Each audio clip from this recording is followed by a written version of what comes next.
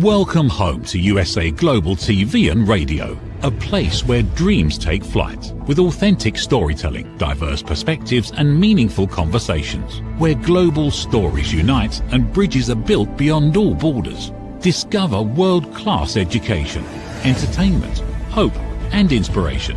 Together, we're building bridges worldwide.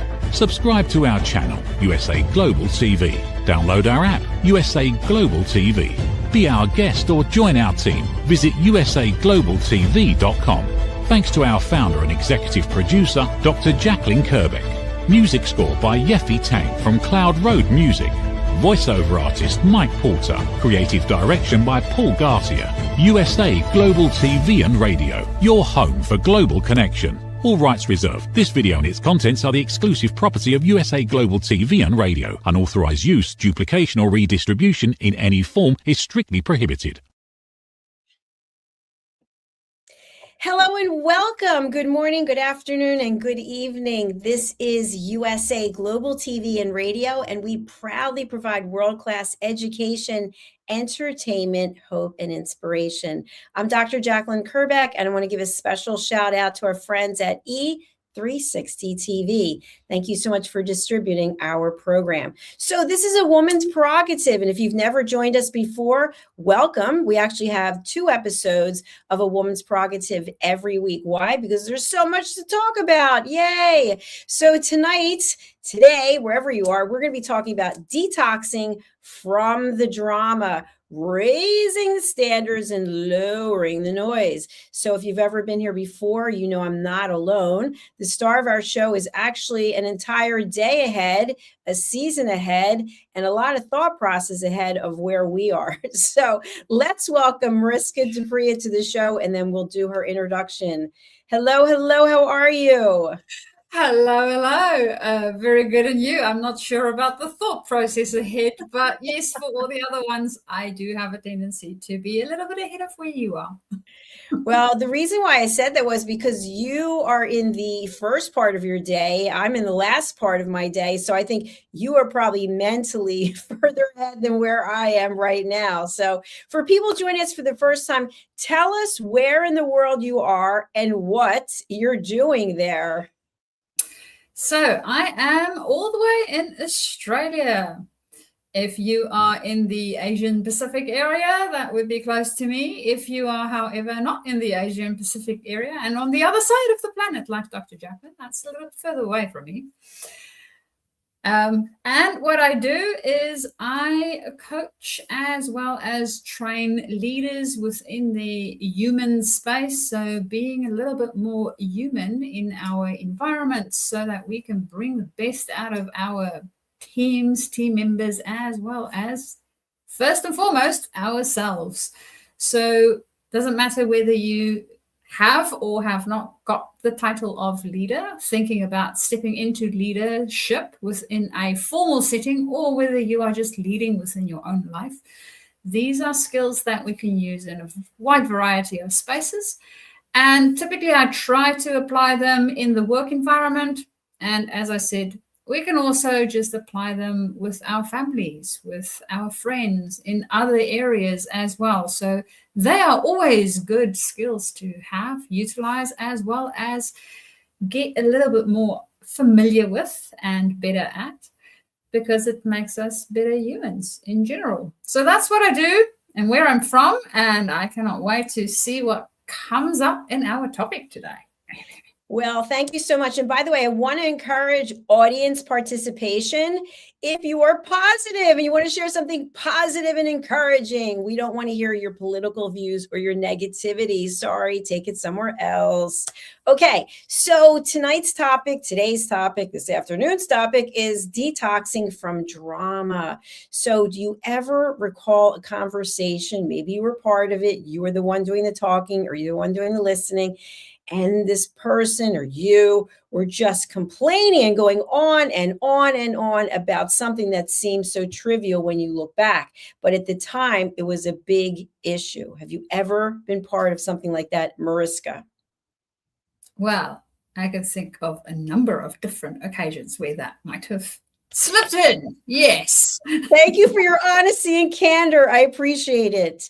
So, when we look at everything that can possibly go on in our life, sometimes there are these little teeny tiny annoying things. And maybe in one day we might have more than one because we're in the kind of frame of mind where it seems like everything's going wrong. And so everything doesn't go our way. So, we have different ways of processing that. We can actually take the high road, or we can take the low road, meaning we can come from a positive place or we can come from a negative place. So you have extensive amount of experience coaching people. You have significant credentials. What do you do when you have someone who finds themselves constantly surrounded by drama? Wow. Well, luckily I don't have anybody that's constantly surrounded by drama, but as you mentioned, drama does come up. And we do have a tendency to, I almost think about drama as mold. So we have a tendency to have areas in our life where we might be cultivating some mold.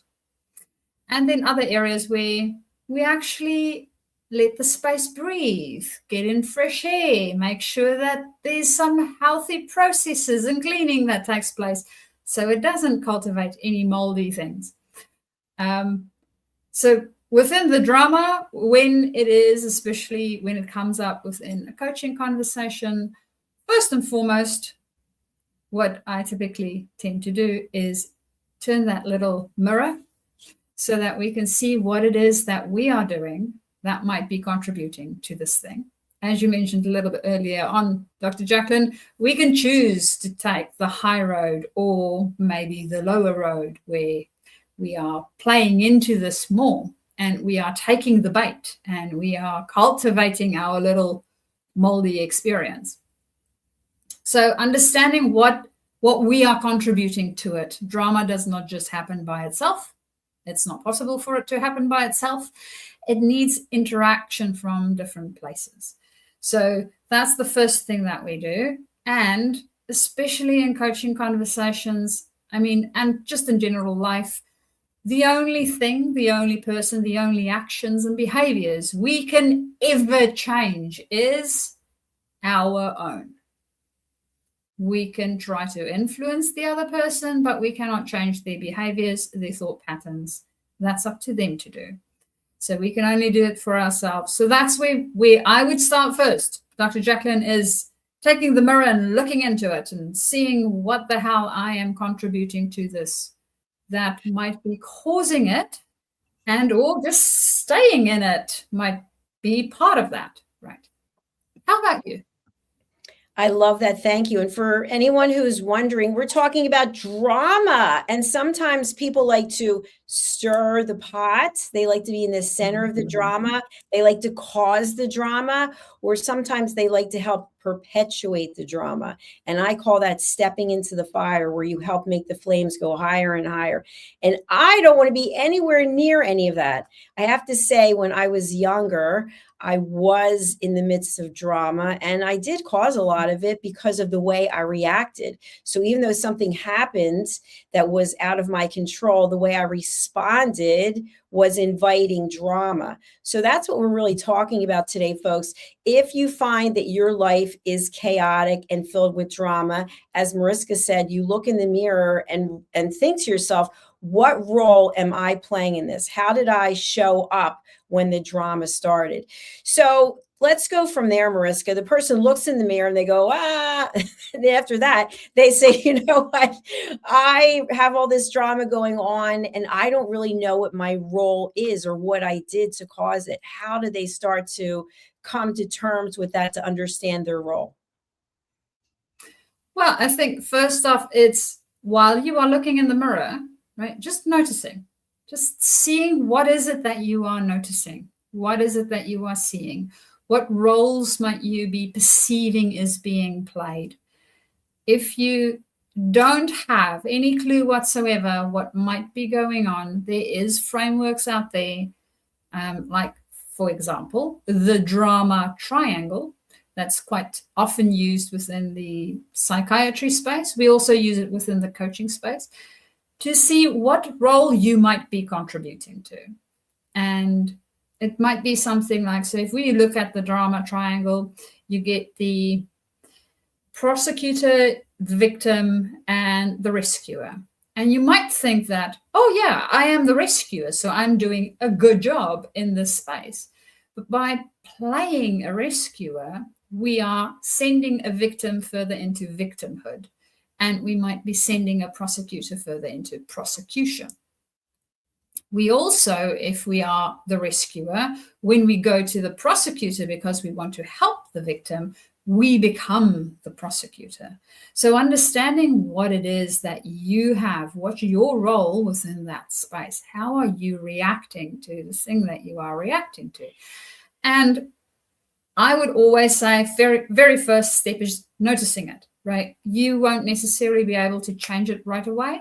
It does take a wee while for us to not step into the hole of that proverbial story where you walk down the road and you fall in the hole and you take a while to get out of it.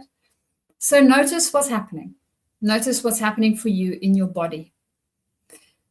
Have your body as a sensory system that gives you information.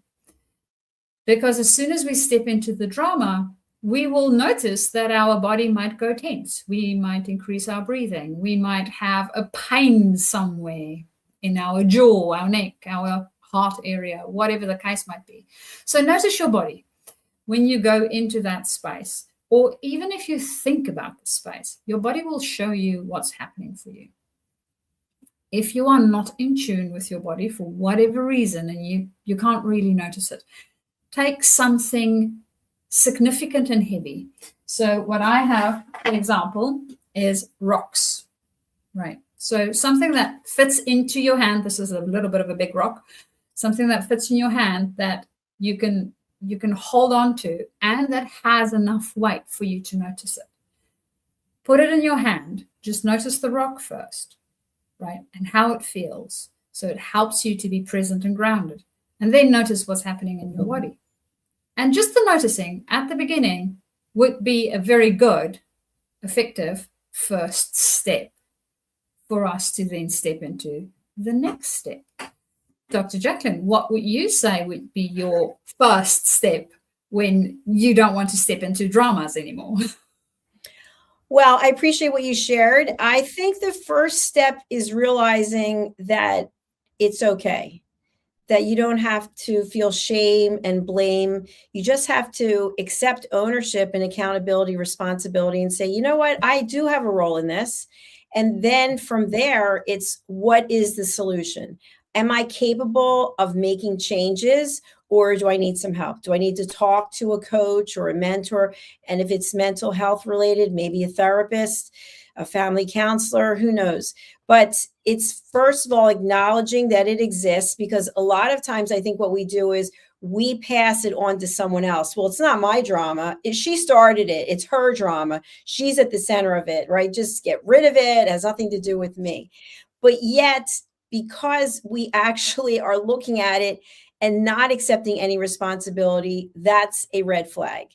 So it's never just one person. Maybe something happened to someone else, or maybe something happened to us and we made someone else aware of it, or we became aware of it, but we still have a knowledge, and how we're reacting to that says a lot. Are we coming on the offense? Are we on the defense, or are we neutral? And so I think either way, offense, defense, meaning that you are coming at it aggressively or you're coming at it passively, can mean that you're still part of it as opposed to being neutral. What do you think?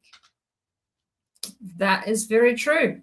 And I think it is around looking in the mirror and realizing that we have a part and we need to take responsibility for whatever size of the part it is.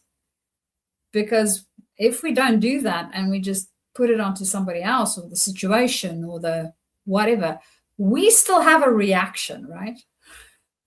And that reaction isn't anybody else that has the reaction other than us.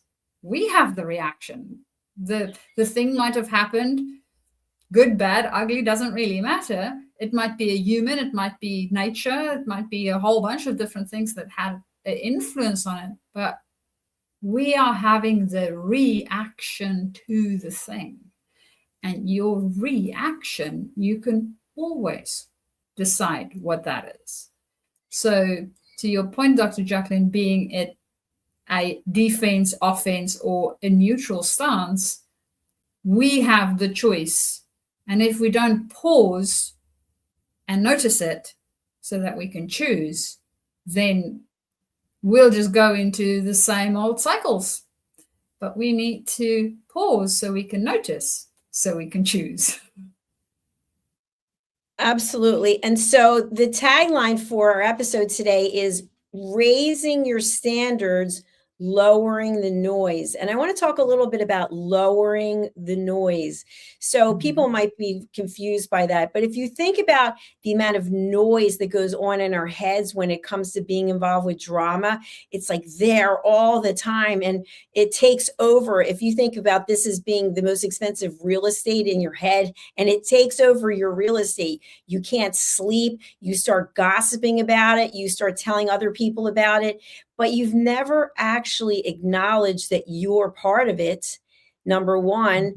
And number two, you've never looked at, well, what can I do so I don't get involved in this again? Or what can I do to find a solution so I'm not involved in something like this again? And when that doesn't happen, it's a repeat pattern. And so some people are always surrounded by drama. It reminds me of, I want to say, and I hope I get it right, from Charlie Brown. I think it's Linus, who always had like some kind of like, they had some kind of marks around him, like like a tumbleweed or something when he was walking. And I just imagine that we're surrounded by this energy, and it's negative energy, and people can feel it when you walk into a room. It's like, oh, drama's here.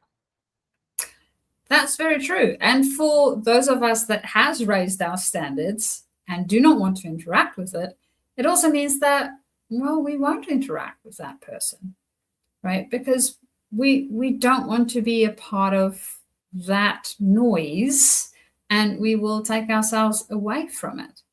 It reminds me of especially the lowering the noise piece, of a very visceral experience I had of this, where my mother-in-law was struggling with something on her phone. I cannot remember exactly what it was. And she was trying to get it sorted out and asking for help all the while we were actually also watching TV at the same time.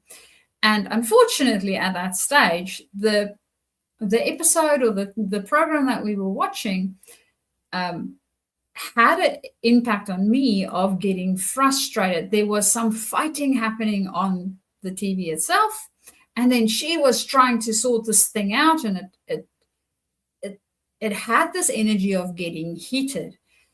And the lowering the noise, I just told my husband, can you please just pause or switch that volume down of the TV so my brain can actually function and it feels like I don't have all of that noise.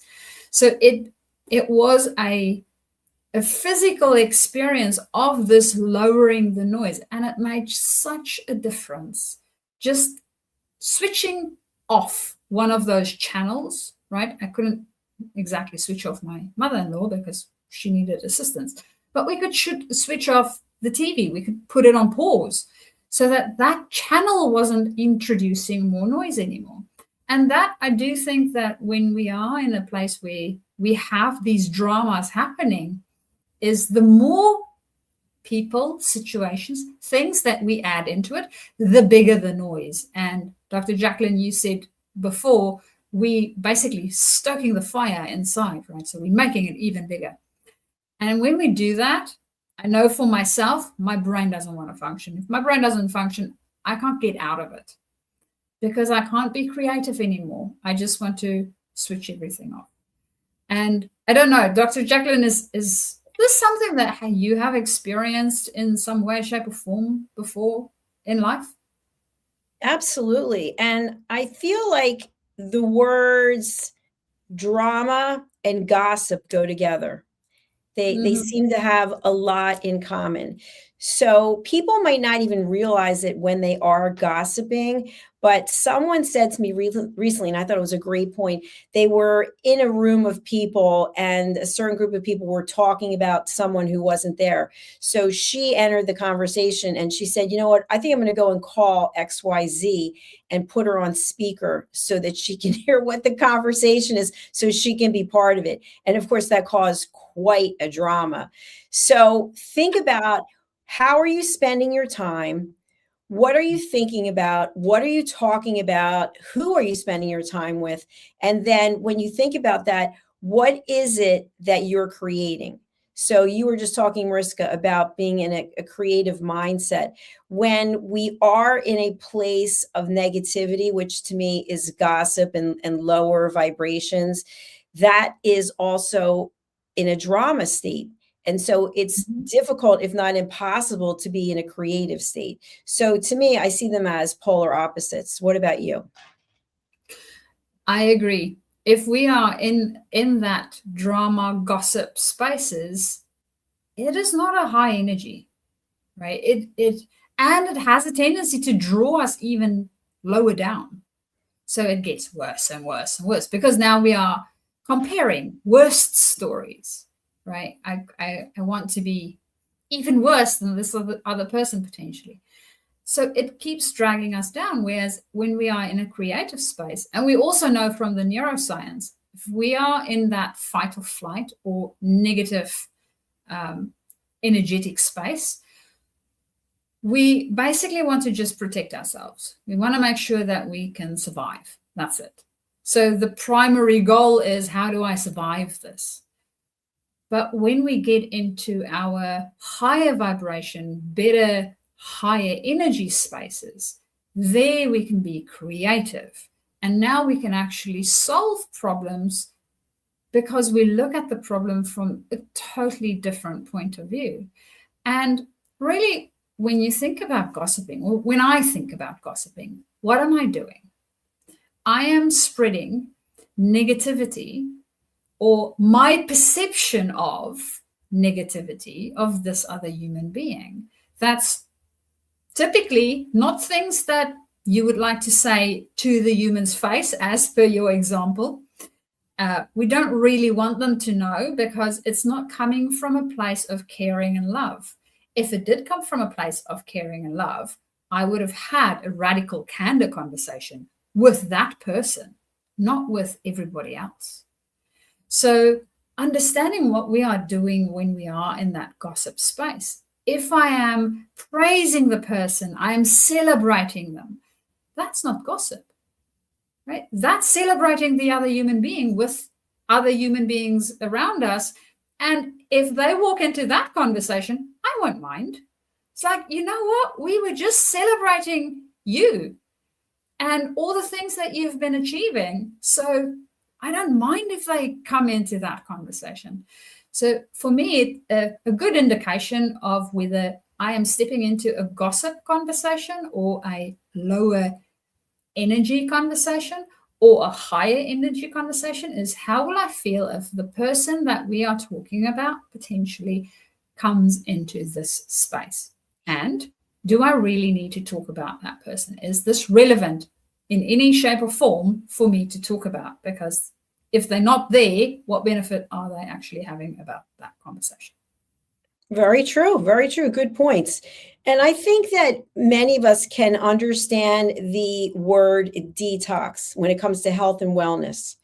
We're going to detox. We're going to stop eating things, stop drinking things. Maybe we're going to go for some kind of treatment.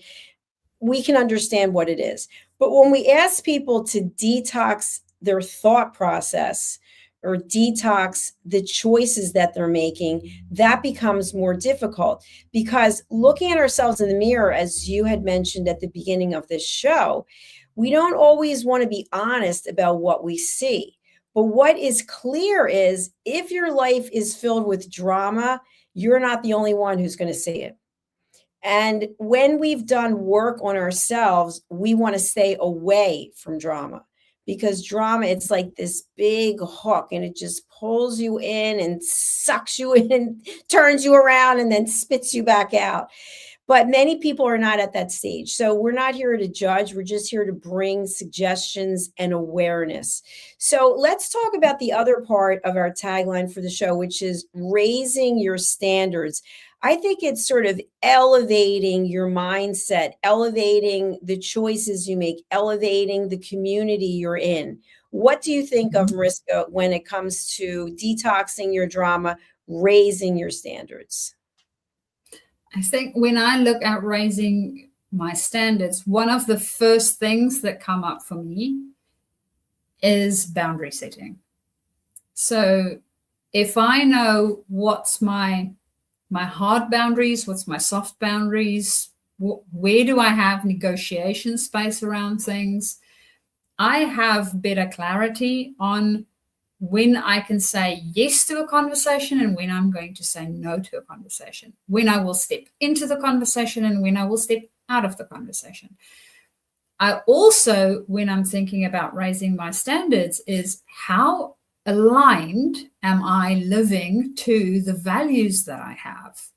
Because if I'm living in alignment with those and whatever value it is that you might have, it makes it a lot easier to then detox the drama out of your life, right? I mean, if it's not in alignment with you, don't interact with it. It's easy as that. It might be that we have environments or, as you mentioned, communities that might not be in alignment. So it really then goes back to the detoxing of it. Have a bit of a look at what's the things, who do I want to be as a human, right? Really look at myself in the mirror. Who do I want to be as a human?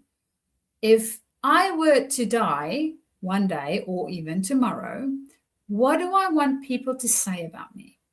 That I was the biggest drama creator on the planet? Well, I don't. Honestly, I don't want to be talked about that way, because that to me does not add any value to my life, other people's lives, or even just the planet in general. If that is what you want to do, well, go for it. We will also not ever meet in all likelihood, because I will remove myself from those conversations.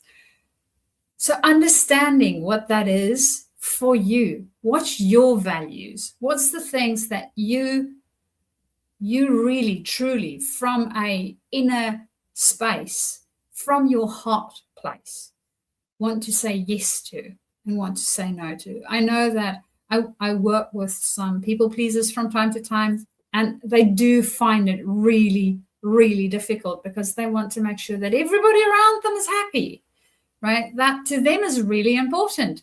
But by doing that, they make themselves extremely miserable. And it goes back to the whole analogy that we have on airplanes. We need to put our own mask on first, because if we are suffocating, we can't help anybody else. But if we have enough air, we can help more people. So understanding that we need to take care of ourselves first. And that's part of your raising your standards, making sure that you can be the best you can be.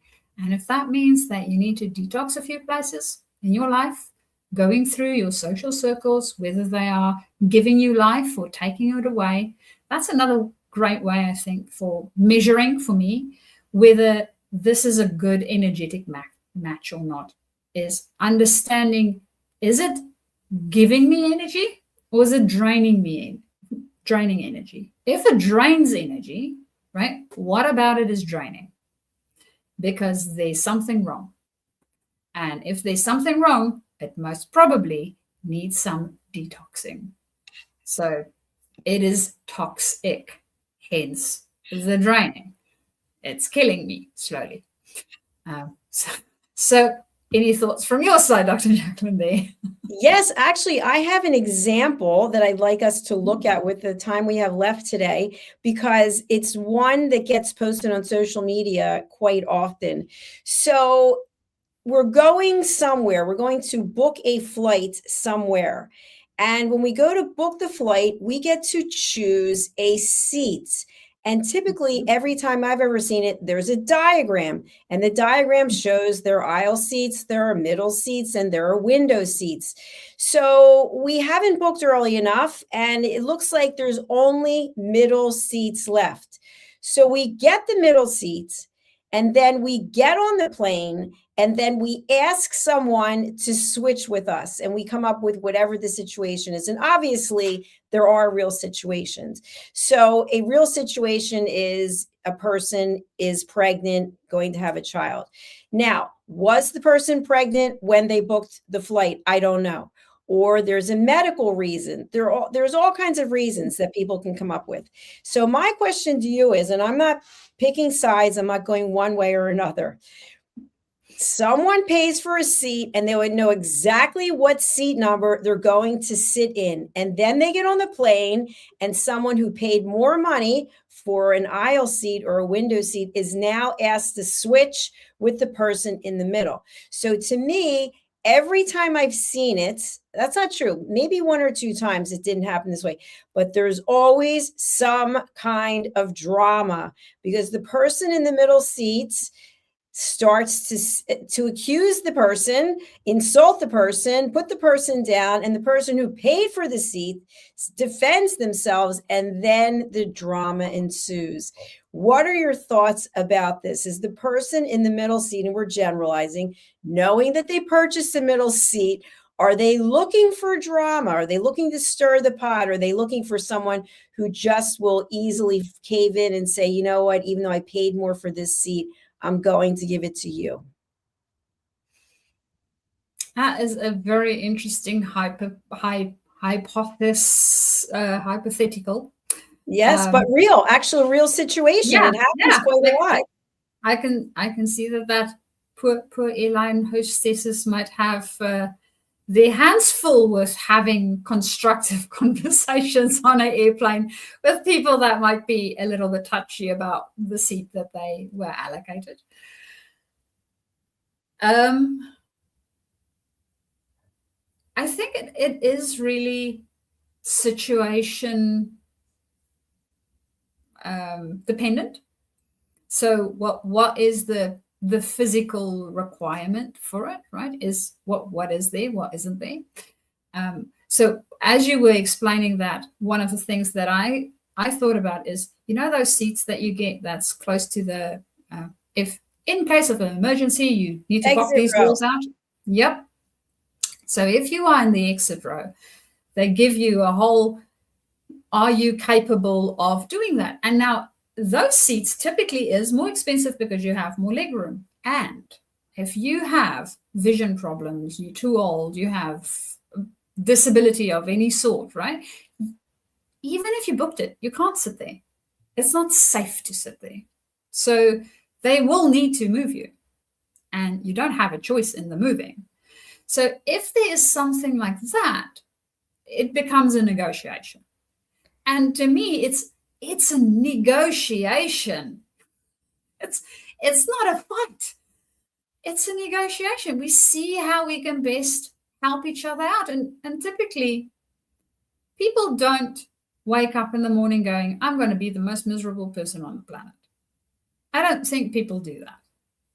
Maybe some do, but typically I don't think they do that. And you don't go to an airport going, I want to be the most miserable person on the planet. And at airports, I know for myself in any case, it's stressful. It's just part of the nature of it. We get all put into a very small tin can, and then we are going to fly somewhere and we need to sit with whoever it is. And hopefully there's people around you that you can stand for that amount of time. And we aren't always lucky enough to have that. You might have crying babies and people talking very loudly or being drunk or whatever the case might be, right?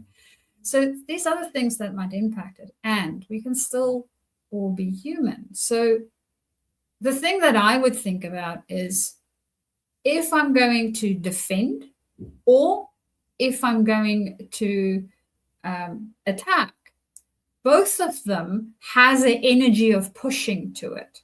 So both of them has some, if I'm defending, I'm doing this, right? If I'm attacking, I'm doing this, but both of them pushes. And as soon as I push, the other person's going to push. So why not look at it from well, is this, for whatever reason, a valid thing? And it might be valid for them. And financially, how does that impact the whole thing? Is it a financial consideration that I need to take into account or not? Is the seat so much different? And is that something that needs to be accounted for, or can the person maybe go sit in a different area of the plane? I also know that they have manifests for a reason. So you are allocated a seat so that they can, in the case of an emergency, again, know who are sitting where and who is or isn't missing in the process. So there's a few things that comes to mind with swapping seats. I won't easily just swap a seat. Not because I don't want to swap the seat, but because there is other regulatory implications to it as well that we need to keep in mind within that space. So that's a tricky one, Dr. Jacalyn. Well, I'll just share this. This is how I feel. I feel like if you go on to book a flight and they don't have the seat that you want, go on another flight. I don't think it's fair to pay for a seat that you don't want to sit in and then approach someone on the flight, someone you don't know who paid for their seat, and expect them to change. So this actually happened to me, just a quick story, on an international flight. I specifically picked the aisle seats, and a family came in and they wanted to sit together. They were sitting next to me. You know, the international flights have huge, I think they have 1, 2, 3, I don't know how many sets of seats, but a lot. And so there was one child who wasn't going to be sitting with, no, actually there were going to be 2 of them in the row ahead and then the rest. So one of them asked me to move. And I said, I'm really sorry, but I'm not able to move. I have a health condition. And they made fun of me until they fell asleep. All they did was talk about me and belittle me. And I didn't get engaged. So when you think about drama, I did not engage in the drama because I thought to myself, the issue that you have is that you're not getting your way, that you thought you could bully me into doing what you wanted so you could get your way. But the truth is, when they booked the tickets, they saw that there was one seat that wasn't going to be with them. So then don't book the flight. So my point is, if you're not someone who's into drama, why create situations that are filled with drama? Get on the flight. Everyone sits where they're supposed to sit, and that's it. It's not forever. It's for a certain number of hours, just like on another international flight, there were 2 women who were sitting maybe 3 rows ahead. Everyone was sleeping. I had my noise canceling headphones on, and they talked at the top of their lungs. They were drinking and they had their lights on and they just kept talking and talking. So I didn't go and say anything to them because they have the right to sit where they are and do what they're doing. So my point is, don't put yourself in a situation that's going to cause drama if that's not what you want the outcome to be. Look at your own behavior and then make a decision that's conducive to peace. So that's where I'm always looking for, what are the peaceful decisions? And in the situation I gave about the family who was making fun of me, that was on them. Let them make fun of me because they're upset that they can't get their way. When you're booking your tickets, pick the seats that you want. And if you can't get the seats you want, book on a different flight. It's very simple. Yeah. Or arrange it. I mean, there's a saying, play the cards you're dealt. Yes. Right. So if you are in poker, you have to play whatever cards you have. And you can bluff or try to make as if you have a better hand potentially than you have. So then you start to play the people around you, but you need to still play the cards. And in a flight, the seats that you have is the seats that you have, right? So if for whatever reason the family couldn't all sit together in one row, well, then somebody's going to have to sit not in that row. And if you don't want the children to sit in a separate row for whatever reason, then one of the adults will have to sit in the other row.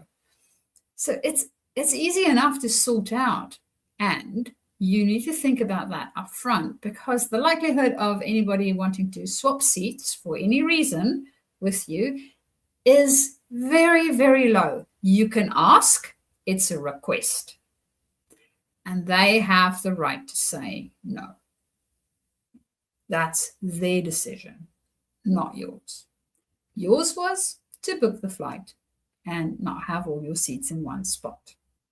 So, Dr. Jacalyn, I'm with you on that one. And it's really, if they decide to be all pestering, that shows who they are, not who you are. That's right. You don't have to get in. You don't have to go there. You don't have to jump into the mud pile. But we have to jump out of the show because we are over our time. So, Mariska, it's another fun episode with you. Thank you so much. For people who are interested in working with you, who's a good client for you and how would they reach you? Are you taking on new clients? Yes, taking on new clients. So if you are a leader wanting to step into leadership, so you are new to the process, or you want to step up within your leadership space, please do get hold of me so we can start working on, well, how to do not only that, but also bringing in more humanness into your area. And I'm also starting to work on development. So how do we develop ourselves? What's the process that we go through within our own spaces? It's still an exploratory place for me. So I will, in all likelihood, during this year, at some point, start to mention a little bit about that. So I thought I'd bring that in now so that you can start thinking about how your development works. And I would, of course, love to have conversations about that as well, because I love to hear what different people think about it, how they see it. It always enriches my own thinking too. So, and I love any enriched thinkings. All right. Thank you so much. We are showing your website. So for people who are on an audio platform only, Mariska, website is Journey, so JOURNEY 2, discover DISCOVER.com. And then you can also get me at Mariska, so MARISKA, at journey2, discover.com. Or alternatively, you can also find me on LinkedIn. So on LinkedIn, I would be Mariska du Preez. If you are closely connected to me, if you are a little bit further away from me, I might show up as Mariska DU. And you can see the lovely photo that I have on my profile. So you know that you have found the right one. And from that space, you can just do a direct message and we can start our conversation. Beautiful. Thank you so much, Mariska. I appreciate you being here. And if you missed the beginning of our show, you can go over to our playlist, A Woman's Prerogative, on USA Global TV and Radio on YouTube. And also you can watch it live on E360 TV at the top of the hour. So Mariska, we'll see you again soon. Thank you. Bye for now. Bye. And for those who don't know, I actually have our YouTube Silver Creator Award right here. Here it is for surpassing 100,000 subscribers. And that's what we have there in the corner, if you can see. So I just wanted to share that with you because I have a new studio and it's prominently located in the studio. So if you haven't done so yet, drop whatever you're doing. That's right. Right now, drop what you're doing, please. And go over to subscribe on our YouTube channels. We have two of them, USA Global TV and Radio and Dr. Jacalyn Kerbeck. If you'd like to be a guest on any of our shows, you can go to our website, which is, surprise, usaglobaltv.com. It's also usaglobaltvandradio.com, but that's longer to type. All right. I appreciate you being here. We're going to close out and we will see you next week, same time, same location. So thanks for being here. Bye for now. Thank you, viewers and listeners of USA Global TV and Radio, for joining us today. We're honoured to have your time and attention as part of our global community. At USA Global TV and Radio, we believe in the power of authentic conversations. meaningful connections and creating a world of possibilities together. Want to be part of something bigger? Join our team of elevated listeners at usaglobaltv.com, a space where your voice matters and your ability to listen transforms relationships. Stay connected with us across all our platforms for thought-provoking discussions, expert insights, and empowering stories. Subscribe to our channels at youtube.com/c/USAGlobalTV. Follow us on social media and explore the endless opportunities we're creating for growth, learning, and inspiration. Together, we're not just broadcasting, we're building bridges and changing lives one conversation at a time. For inquiries, contact us at info@usaglobaltv.com. Produced by Executive Producer and Director Dr. Jacalyn Kerbeck. Voiceover by Mike Porter. Creative direction by Paul Garcia. All rights reserved. Visit usaglobaltv.com to view our full terms and conditions.